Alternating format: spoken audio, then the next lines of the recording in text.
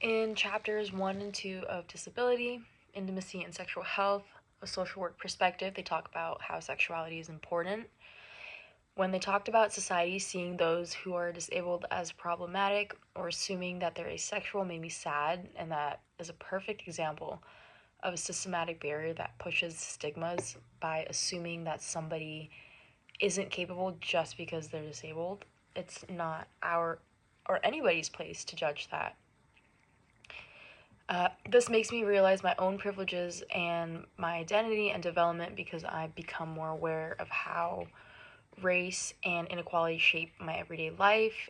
Although I'm not disabled, the readings made me realize how society treats people differently, and based on, not just differently, but based on perceived ability. When I was 3 years ago, I broke my ankle, and I remember noticing how different people treated me. They were nicer, they offered to help me, and it's all because people saw me and they felt bad for me and they saw me as limited, but I was like totally fine.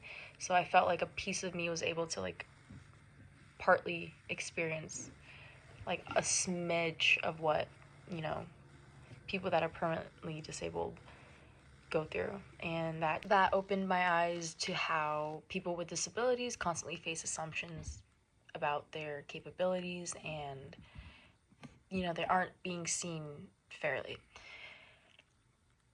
Being a gay Asian American woman has made me aware of how race and identity shape the way people perceive and treat me. I first noticed this in school when others made assumptions about my culture or acted surprised when I didn't fit common stereotypes. People often expressed shock when I wasn't good at math or when I received a bad grade, which made me feel as if I was failing to meet society's expectations of who I was supposed to be. As an Asian American, I was also stereotyped as being quiet and submissive, which led me to silence myself and struggle to find my voice for many years. I experienced similar challenges with my sexuality, as being gay was not widely accepted while I was growing up. I often felt the need to hide or change parts of myself to make others comfortable. Over time, these experiences deepened my awareness of my racial and social identity and encouraged me to take pride in who I am. I first became aware of my racial disparities in healthcare through an experience with my pediatrician. When my mom expressed concern about my health, she expressed how I was underweight and I was just like low energy. The doctor brushed it off and he said that Asians are usually skinny, and his tone felt super dismissive, and it was like none of my mom's concerns mattered. I remember the look on my mom's face. She was visibly frustrated, and she was frustrated that he didn't take what she was telling him seriously. My mom decided to take me to a pediatric specialist that later diagnosed me with autoimmune liver disease, which is where my immune system attacks my liver. I now see that this instance reflected a deeper issue, which was how personal bias can influence medical care. He was a man from a different racial background. He seemed to rely on stereotypes instead of really listening to us. And this experience opened my eyes to how race. When this event occurred, I was 13 years old. According to Erikson's psychosocial stages of development, I was in the stage of identity versus role confusion.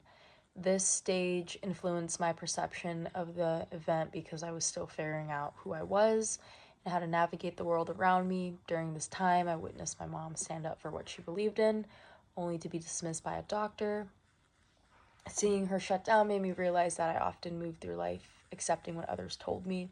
Although she did speak up and I did see that as a kid, seeing her get shut down was like really scary for me. And so I think that because of that, I didn't have a strong sense of self back then, or confidence to speak up then, because I felt like my voice didn't matter.